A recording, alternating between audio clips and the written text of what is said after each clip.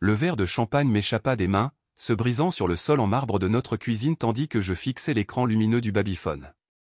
À travers les grésillements statiques, j'entendais la voix de ma femme, Sarah, essoufflée et urgente, venant de notre chambre à l'étage.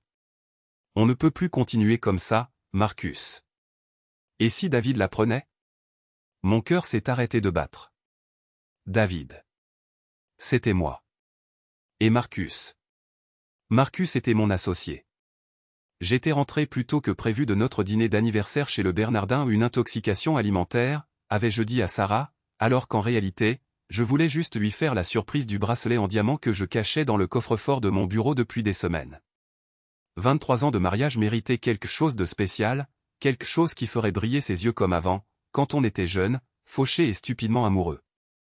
Au lieu de cela, je me tenais, figé, dans notre maison de 2,3 millions de dollars à Westchester, écoutant mon monde s'effondrer à travers un appareil censé surveiller notre petite fille de 6 mois. « Il est au restaurant pour encore 1 heure au moins, » répondit Sarah, suivi de sons qui me retournèrent l'estomac.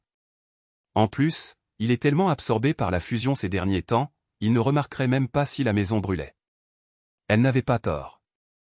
La fusion Henderson-Shaw avait consumé ma vie ces 6 derniers mois, me transformant en un fantôme bourreau de travail hantant notre foyer. Mais je le faisais pour nous, pour notre avenir, pour la sécurité financière qui nous permettrait de parcourir le monde ensemble une fois que je serais à la retraite l'année prochaine. L'ironie ne m'échappait pas que mon associé ou mon meilleur ami depuis la fac soit celui qui réconfortait ma femme pendant que je travaillais 18 heures par jour pour assurer notre avenir commun. Je reculais du babyphone, les jambes chancelantes. 23 ans. Nous nous étions rencontrés lors d'un barbecue du 4 juillet en 1999, tous les 2 jeunes avocats nous tuant à la tâche dans nos premières années dans des cabinets d'affaires. Sarah portait une robe d'été rouge qui mettait en valeur les reflets ambrés de ses yeux bruns, et quand elle a ri à ma blague affreuse sur la réforme de la responsabilité civile, j'ai su que j'étais foutu. Nous avions tout surmonté ensemble, la mort de mon père, la maladie d'Alzheimer de sa mère, 3 fausses couches avant d'enfin accepter que les enfants ne feraient pas partie de notre histoire, le stress financier de la création de mon cabinet d'avocat à partir de rien. À travers tout cela, Sarah avait été mon rock, ma pom-pom girl, ma meilleure amie. Quand cela avait-il changé? Quand étais-je devenu l'obstacle à son bonheur au lieu d'en être la source? Mon téléphone vibra. Un texto de Marcus, désolé d'avoir planté le dîner, mon pote. Urgence à la maison. On remet ça? Urgence. J'ai failli rire. La seule urgence, c'était que sa conscience avait apparemment développé une fuite. Je montais les escaliers lentement, chaque pas donnant l'impression de me diriger vers ma propre exécution. La porte de notre chambre était légèrement entr'ouverte, et je pouvais voir du mouvement à l'intérieur. La voix de Sarah était plus douce maintenant, tendre comme elle ne l'avait pas été avec moi depuis des mois. Je n'ai jamais voulu que ça arrive, disait-elle. C'est juste, arrivé. Tu me fais me sentir à nouveau vivante, Marcus. Comme si j'étais importante. Tu as toujours été importante, répondit-il. David est juste trop aveugle pour voir ce qu'il a. Quelque chose s'est cassé en moi. David est trop aveugle? Je me tuais au travail pour subvenir à ses besoins, pour lui donner tout ce qu'elle pouvait désirer. Notre maison, notre style de vie, notre avenir, tout était construit sur mon sacrifice. Et c'est comme ça qu'elle me remerciait? J'ai poussé la porte. Ils se sont séparés d'un bond comme des adolescents pris en flagrant délit par leurs parents. Le visage de Sarah est devenu blanc, ses mains se démenant pour attraper le peignoir en soie que je lui avais acheté à Paris le printemps dernier. Marcus, mon associé depuis 15 ans, mon témoin de mariage, mon soi-disant ami, était là en caleçon, avec l'air de vouloir disparaître dans le plancher en bois dur. David, souffla Sarah. Tu es rentré plus tôt. Intoxication alimentaire, dis-je mécaniquement. Tu te souviens? Bien que je me sente beaucoup plus malade maintenant. Nous restâmes tous les 3 là dans un tableau de catastrophe suburbaine, le silence seulement brisé par le tic-tac de l'horloge ancienne que Sarah avait héritée de sa grand-mère. Je remarquai absurdement que Marcus portait la même montre que je lui avais offerte pour ses 40 ans ou une Rolex submarinée qui m'avait coûté 3 mois de mensualité de prêt immobilier. Depuis combien de temps, demandai-je, ma voix étonnamment calme. Sarah et Marcus échangèrent un regard. Même dans ce moment, ils communiquaient sans mots, une intimité qui ressemblait à une énième trahison. David, laisse-moi t'expliquer, commença Marcus. J'ai demandé depuis combien de temps. Ma voix était glaciale maintenant. Et je parlais à ma femme. Les yeux de Sarah se remplirent de larmes. 6 mois, murmura-t-elle. 6 mois. Juste quand les pourparlers de fusion avaient commencé. Juste quand j'avais commencé à travailler tard tous les soirs, à manquer des dîners, à annuler des projets de week-end, à devenir le mari absent que j'avais juré de ne jamais être. 6 mois, répétai-je. Notre anniversaire est dans 2 semaines. Avais-tu prévu de me le dire avant ou après que je te donne le bracelet? Son visage se décomposa. Quel bracelet? J'ai failli rire de l'absurdité de la situation. Celui que j'économise pour t'offrir. Celui pour lequel je travaille des nuits entières pour me le permettre. Celle que je pensais te rendrait heureuse. David, s'il te plaît, dit Marcus, en s'avançant. Parlons de ça comme des adultes. Des adultes? Je me suis retourné vers lui, 23 ans d'amitié s'évaporant comme la brume du matin. Les adultes ne couchent pas avec la femme de leur meilleur ami. Les adultes ne mentent pas, ne trichent pas et ne trahissent pas les gens qui leur font confiance. Tu as raison, dit-il doucement. Il n'y a aucune excuse pour ce que nous avons fait.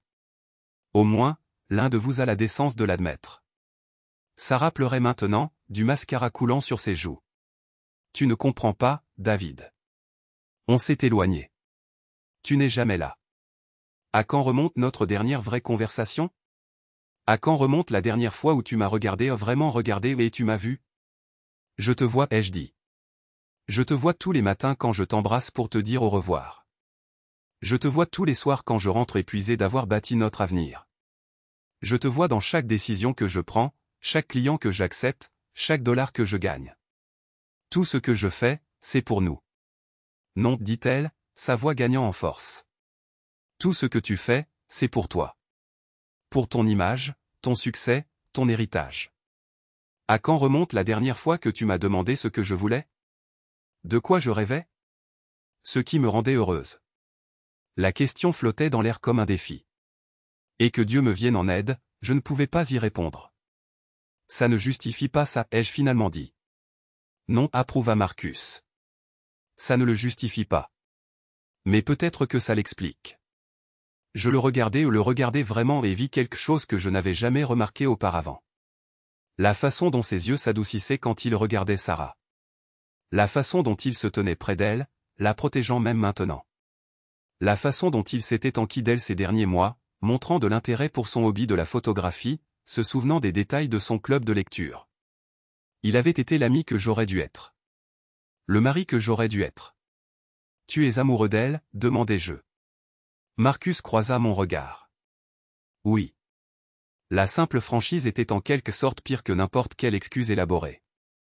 Je me suis effondré dans le fauteuil près de la fenêtre de notre chambre, le poids de la révélation m'écrasant la poitrine. Et toi, demandai-je à Sarah. Elle acquiesça, incapable de parler. 23 ans, réduit à un signe de tête. Alors, on fait quoi maintenant, demandai-je. On fait comme si cette conversation n'avait jamais eu lieu? On va en thérapie de couple et on règle nos problèmes? On essaie de sauver quelque chose qui est déjà mort? Je ne sais pas, murmura Sarah. Moi, je sais, dis-je, en me levant. Je sais exactement ce qui se passe maintenant. Je suis allé à mon placard et j'ai sorti une valise. J'ai commencé à la remplir de chemises, de pantalons, l'essentiel d'une vie soudainement compressée dans un bagage cabine.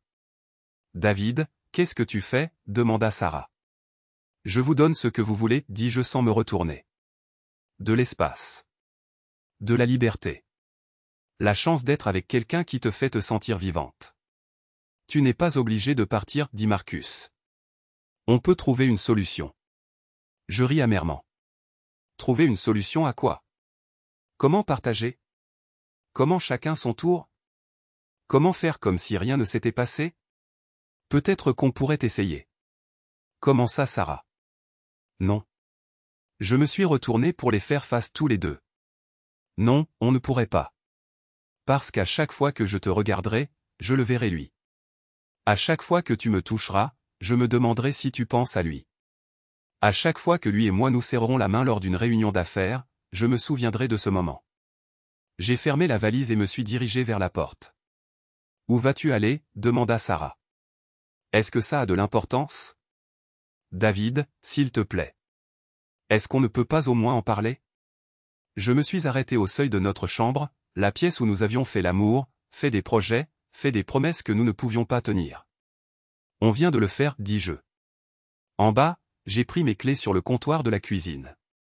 Le verre à champagne brisé était toujours éparpillé sur le marbre, de minuscules fragments scintillant à la lumière comme des larmes. Je l'ai laissé là. Qu'ils nettoient le gâchis ensemble. Mon téléphone sonna alors que j'atteignais ma voiture. Marcus. Non, dis-je en répondant. Non, juste non. David, je suis désolé. Je sais que ça ne veut rien dire pour l'instant, mais je le suis. On n'a jamais voulu que ça arrive. Vous avez voulu que ça arrive à chaque fois que vous avez choisi de venir ici au lieu de rentrer chez vous. À chaque fois que vous avez choisi de la toucher au lieu de vous éloigner. À chaque fois que vous avez choisi de me mentir au lieu de dire la vérité. Tu as raison. Je sais que j'ai raison. La question est, qu'est-ce que tu vas faire? Silence à l'autre bout du fil. Je vais te dire ce que tu vas faire, continuai-je. Tu vas dissoudre notre partenariat.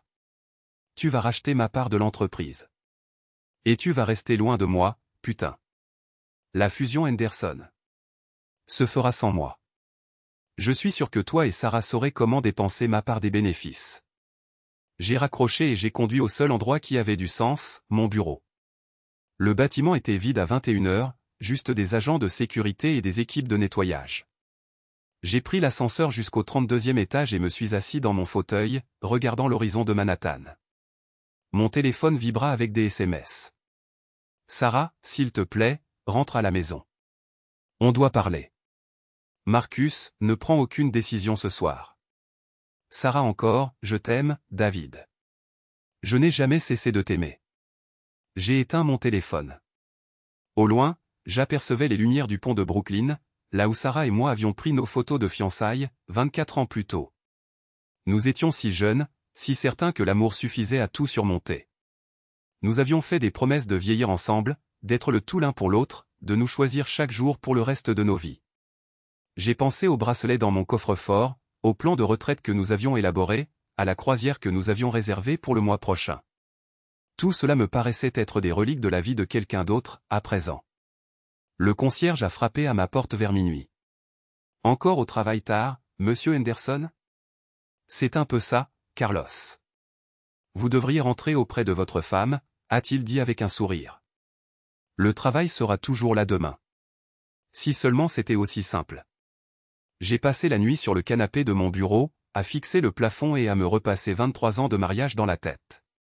À chercher des signes que j'avais manqués, des moments où j'aurais pu faire un autre choix, des avertissements que j'avais ignorés. Est-ce que Sarah avait essayé de me dire qu'elle était malheureuse? Avais-je été tellement concentré sur l'idée de subvenir à ses besoins financiers que j'avais oublié d'être vraiment avec elle? Mon amour était-il devenu un fardeau au lieu d'un cadeau? Au matin, j'avais ma réponse. Et mon plan. J'ai appelé mon avocat en premier. Puis mon comptable. Puis l'agent immobilier qui nous avait vendu notre maison. À 10h du matin, j'avais enclenché la dissolution de tout ce que Sarah et moi avions construit ensemble. Les papiers du divorce ont été livrés à la maison à midi. Je le savais parce que Marcus m'avait appelé, sa voix serrée d'une émotion qui aurait pu être du regret. Elle est dévastée, a-t-il dit. Elle s'en remettra, ai-je répondu. Elle t'attoie maintenant. David. Rends-la heureuse, Marcus. C'est tout ce que j'ai toujours voulu. Rends-la heureuse d'une façon dont je n'ai apparemment pas été capable. Le règlement financier était généreux. La maison, la moitié de l'entreprise, la moitié de nos comptes de retraite. J'ai gardé l'appartement de Manhattan que nous avions acheté à titre d'investissement et ma participation dans le cabinet, que j'ai promptement vendu à Marcus à la juste valeur marchande. Sarah m'a appelé une fois, 3 semaines plus tard. Je n'ai jamais voulu ça, a-t-elle dit, sa voix faible et brisée. Si, tu le voulais, ai-je répondu doucement. Tu voulais juste que ce soit plus facile. Est-ce que tu me détestes? J'y ai réfléchi. Non. Je déteste ce que tu as fait. Je déteste la façon dont tu l'as fait. Mais je ne te déteste pas, toi. Je suis désolé, David. Je suis tellement désolé. Je sais. Y a-t-il une chance? Non, ai-je dit doucement. Il n'y en a pas. Le divorce a été prononcé 6 mois plus tard. J'ai entendu dire par des amis communs que Sarah et Marcus avaient emménagé ensemble, qu'ils semblaient heureux, qu'elle avait commencé à exposer ses photos dans des galeries locales. J'étais content. J'avais aussi le cœur brisé. Les deux pouvaient être vrais. 1 an plus tard, je les ai croisés lors d'un gala de charité. Sarah était radieuse comme je ne l'avais pas vue depuis des années. Marcus avait l'air coupable et reconnaissant à parts égales. Ils se tenaient la main, et je pouvais voir l'aisance qu'il y avait entre eux, l'intimité naturelle que Sarah et moi avions perdue en cours de route. « David » a dit Sarah, les yeux brillants de larmes non versées. « Tu as bonne mine. » J'avais effectivement bonne mine.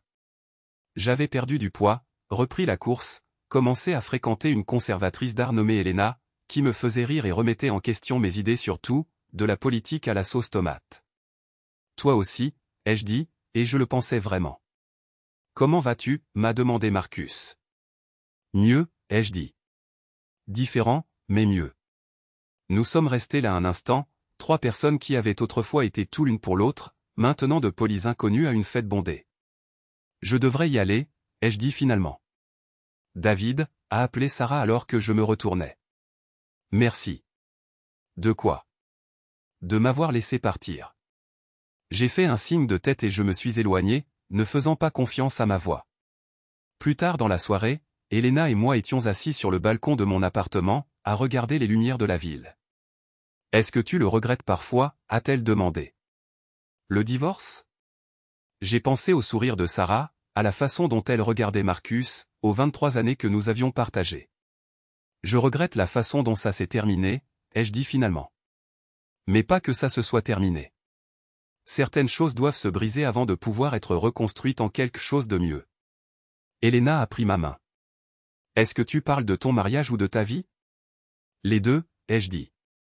Définitivement les deux. Le bruit de la circulation montait de la rue en contrebas, la chanson sans fin de la ville rythmée par le mouvement et le changement. Quelque part là-bas, Sarah et Marcus étaient probablement en train de préparer le dîner ensemble, de parler de leur journée, de construire la vie qu'ils avaient commencée dans les décombres de la mienne. Et pour la première fois depuis 2 ans, j'étais sincèrement heureux pour eux. Certaines trahisons détruisent tout. D'autres, si vous avez de la chance, ouvrent la voie à quelque chose de nouveau. Quelque chose qui pourrait être mieux que ce qui précédait. Le son de la trahison, j'avais appris, n'était pas toujours la fin de la chanson. Parfois, ce n'était que le début d'un nouveau couplet.